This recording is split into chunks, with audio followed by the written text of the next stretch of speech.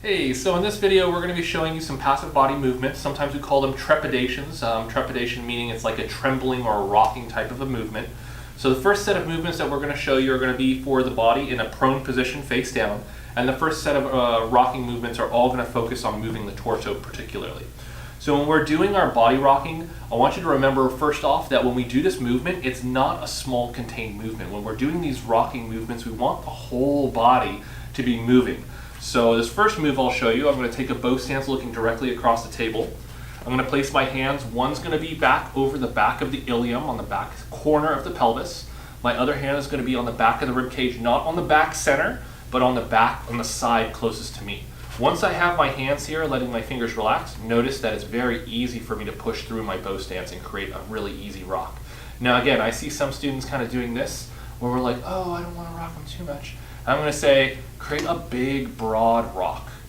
And notice that as I do this, my hands, I'm not pushing and taking my hands off. I'm not doing this kind of a thing. My hands are on the whole time. I push and I relax gently away.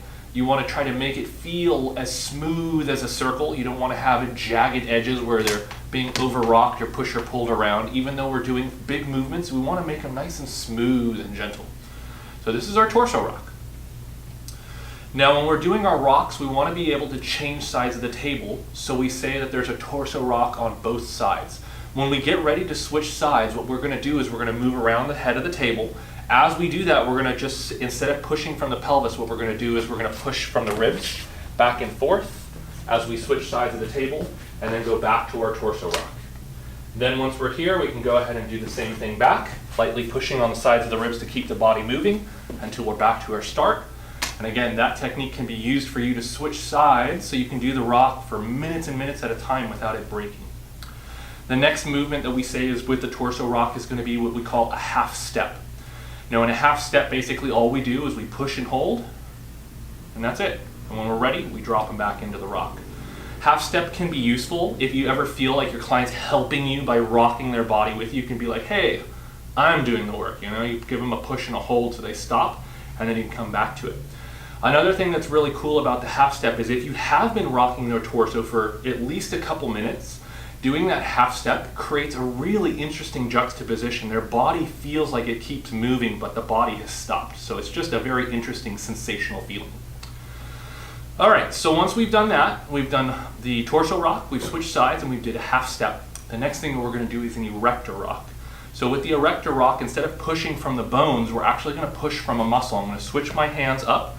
I'm going to lock either my palms or my fingers onto the erector spinae, and I'm going to push the rock through the erector spinae. So here I am doing my torso rock with my fingers. If your fingers aren't strong enough to do that, that's okay. You can use the palms of your hands. You can kind of see I'm using the heels, but I let my fingers relax. If I wanted to, I could go and switch sides and get erector rock on the opposite side. Switching back. All right, we did our erector rock. The next thing we're going to do is a spinal rock. With the spinal rock, we're going to take our fingers into little pinching shapes. We're going to come down, we're going to grab a spinous process, and a lot of times I'll actually use both of my hands, and we're going to rock through that one vertebrae. So this is a very specific move. Even if you can't grab the spinous process, remember people have different body types, so you might not feel like you're grabbing the spinous process, but you can still kind of send your energy, your intention down towards that spot and kind of grasp and move. This will help to mobilize the spine potentially in spots where there may be limited movement. Okay, coming out of that. Now the next few rocks that we're going to do are going to focus on the lower back. First, we're going to go into what we call a lumbo rock. When we do a lumbo rock, we're going to take our hand, we're going to create like a half circle shape, and we're going to cup the spine, and we're going to lightly grasp. Then we're going to use our other hand, and we're going to grasp over the top.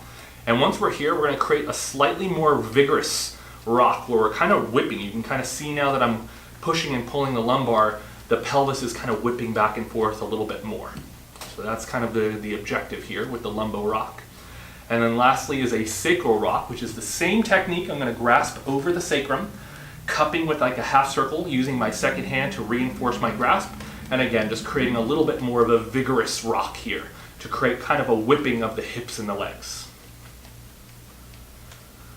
All right, once I've done that, the last move that we can do in the prone position for the torso is going to be cha-cha. You might have seen this in other recipes, but basically what we'll do is we'll come to the top of the table, bow stance looking down. We're going to take our hands and put them over the medial glutes around PSIS. We're going to start by vigorously shaking up and down. And as we go, we can start to slow it down and make it a little deeper as we push it wide out to the hips. Okay? And those will be the rocks for the torso. We'll move on to the next section of the body. All right, for the next section of the body, we're going to be focusing on the prone leg. So with this one, we're going to, again, mostly the time when we're doing our rocks, we're going to stand in a bow stance across the table. First thing we're going to do is clay snake. So it's just like a torso rock, but we're in the leg now. You'll notice that I'm really kind of pushing the whole leg over, and again, pushing from the back of the thigh or just from the side and over the calf. You'll see that I can kind of step down and slide and even just go almost exclusively into the calf and slide back up and come all the way back up to the hip as well. So this is the clay snake. Next movement that we're going to focus on here is going to be called flop the leg. So with flop the leg, we're going to stop our rock. We're actually going to pick up the foot, bending the knee. And with flop leg, we're just basically going to let the leg flop down. And when you do this, you might find that sometimes your client is helping you, they're holding their knee. So sometimes what you can do is you can vary the length of the flops. So we can have a really long one, almost down to the table, a medium one that's about halfway, and a short one that's very, very short. And by kind of varying those up, you make it a little harder for the body to try to do the work for you. So this can be a way that you can kind of tell them, hey, I'm doing the work here, you just relax. Once we've done flopping of the leg, we're going to do a thing called pound leg. We're going to lift the leg, try to look for the ankle bones, and don't lift the heel and the foot, but lift the leg from proximal of the ankle bones. I'm going to stand in a horse stance, and I'm just going to go ahead and lift and bounce the knee. We call this pounding the leg. While we're pounding the leg in the same hand grasp, we can grasp and lift and shake the leg. I might even use a bow stance for that one. Helps me push and pull a little easier. Great, so we can bounce the leg, we can swing the leg. Good, we can shake the leg. We can go ahead and return this almost to a traction, and we're just going to kind of create a light shaking movement here. Now once we've done that, we're going to come back up and we're going to go ahead and shake the ankle. So here again, we're going to grasp proximal, or rather closer to the knee on the ankle here, and we're going to shake the whole foot. Once we've done that, we're going to go ahead and shake the ankle. So what we're doing is we're going to take a strong grasp of their calcaneus. A lot of times I'll take my bow stance and face it down and whip their toes from side to side. It's almost like we're flicking water off their toes. Okay. Once we've done that, the last move that we can do for the prone legs would be to shake both legs. So again, at the foot of the table, we're going to grasp proximal of the ankles. We're going to use our bow stance to sit back into our chair to create a traction. And then we're just going to shake the legs. Sometimes instead of shaking the legs, if you want to do like a swing, I kind of do this kind of double Dutch kind of movement, like jump rope, right? But anyway, once you've done that, we've gone ahead and done all of our passive movements for the posterior leg. We can move on to the posterior movements for the arm. Okay, for the next section of the body, we're looking at the arms. We're still in the prone posture, face down. When we do this, I'm going to go ahead and sit down into a bow stance again. We're going to start by bouncing the wrist and the elbow, and it's super easy. Literally all you have to do is place your hand underneath the elbow and the wrist, and using your stance, we're going to create a light bounce, almost like we're just flopping the arm. Once we've done the wrist and the elbow, we're just going to move ourselves up to the shoulder and the elbow. We're going to do the same movement. Light flops. Mostly don't try to lift through your shoulders or through your hands. Use your stance.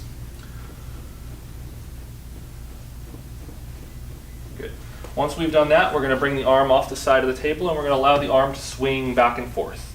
This first movement is in a straight line. So we're just letting the arm swing forwards and backwards in a straight line.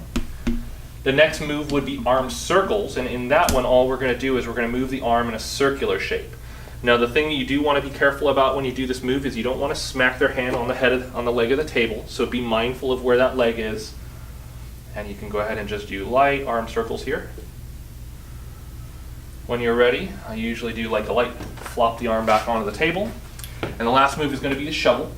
When we do the shovel, we want to grasp the elbow from the inside. We want to grasp the shoulder from the anterior, from the front. And we're going to treat this like a shovel, like the name implies. We're going to lift the elbow back like we're holding a shovel, and we're going to plunge the shovel into the dirt. We're going to scoop the dirt up, and then we're going to lift the shoulder like we're going to toss the dirt. And that's the way it goes. So elbows up, plunge the shovel in, scoop the dirt, throw the dirt. Plunge, scoop, throw the dirt. Plunge, scoop, throw the dirt. And we'll just do this a few times. Once you've done it on one side, make sure you do it on the other. And we're ready to address the anterior side of the body next. All right, so we've turned our client supine. We're ready to work on the front side of the body. We'll go ahead and start from the leg and work our way up. So with the leg, first thing that we can do is going to be basically balancing the leg. I'll sit into a nice horse stance. I'm going to slide my hand underneath the thigh and the calf. And using my stance, I'm just going to grab and bounce or flop the whole leg. Good. Once we've done that, we can go back to doing just a rolling of the leg. This is just like clay snake, it's just face up. So we're just rolling the leg back and forth now. Notice I can kind of shift my stance and my hand position as I do this roll to kind of focus on different areas. And as I do this roll, I can even kind of be observing what the tissue feels like. So it'll give me some ideas of what to do and where to do it for my next massage moves.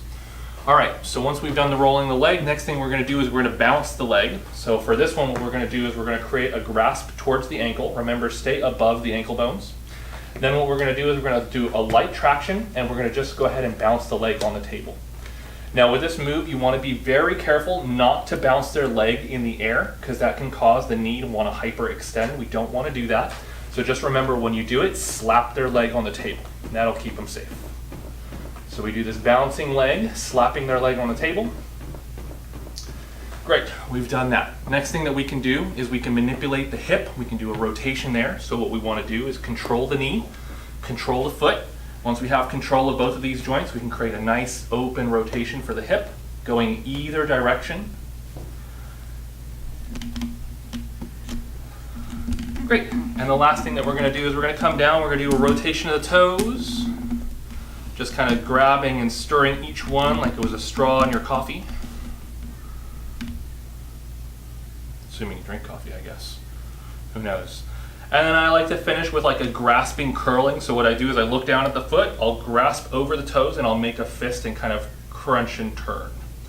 And then once I'm done with that, I'm ready to move on to the supine arms.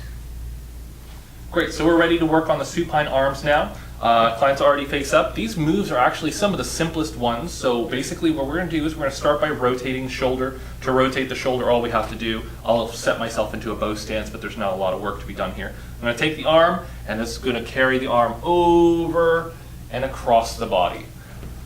So again, just kind of creating that open movement. Now, one thing you do want to be mindful of is before you take the arm over the shoulder, you want to make sure that you're aware that your client can get their arm over their shoulder without any issues. You might just ask them before you get them on the table, or you could say, hey, are you able to lift your arm over your table and see, can you please do that for me? And then if they can move their arm up there, you can assume that it's safe for you to do it as well. So anyway, rotating the shoulder is the first one. The next thing we're going to do is rotate the elbow, and that's just as simple as rotating the shoulder. We're just going to kind of create that flexing and unflexing.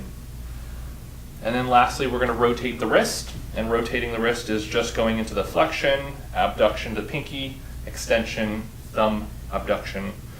Cool. And just go through those, and we can go in both directions. I know I didn't mention that on the other joints, but you can always circle back in the second direction after the first.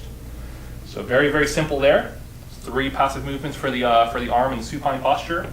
We're going to finish up by doing a few movements for the neck. All right, so for the last section of our passive movements, or trepidations, we're going to be focusing on movements of the neck. These movements are basically the same ones that you use in the neck recipe. So if you've seen that, you'll recognize these ones. If you haven't, well, you'll have a chance to see those in the neck recipe as well.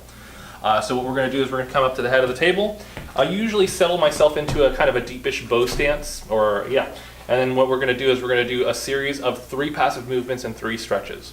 For our passive movements, what we want to do to control the head is usually grasping and lifting from the back of the head.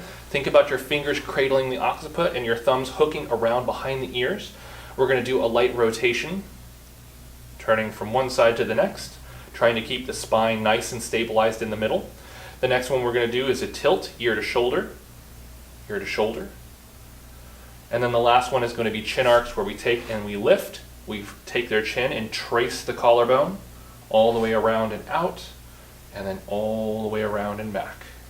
Okay, so those are our 3 passive movements. We're going to do 3 stretches to finish this up. First stretch we're going to do is going to be for the scalenes. So for the scalenes, what we're going to do is we're just going to go ear to shoulder again. When we go ear to shoulder to her left, we're actually targeting the middle scalene of the right. So we're going to go ahead and bring them lightly into the stretch. We want to make sure if the shoulder's starting to pop up, we can just keep that lightly down, holding for the stretch. Remember to let them breathe, check with them on the pressure. Once you're done with that, you'll come out. The next one is going to be the sternocleidomastoid or SCM stretch. For this one, all we're going to do is we're going to rotate the head. And once we have the head rotated, we can use one hand to create just a little bit of overpressure in that rotation, keeping the shoulder stabilized. Once they've done that stretch and been able to receive it, we'll bring them back into the neutral posture. And the last stretch we're going to do is going to be for the upper trapezius. For this one, what I'm going to do is I'm going to lift their head forward. I'm going to cross my arm underneath and place my hand on their shoulder. Their head can rest on my forearm now. I'm going to cross my second forearm under the first, creating an X shape behind their head. Then I'm going to press their shoulders down as I lift the head forward. Again, have them breathe, check with them on the intensity. When they've received the stretch, you can go ahead and relax them out. I usually catch the head in my hand, set them back down. So that'll be all of the movements for the passive movement or trepidation list. So I'll see you next time.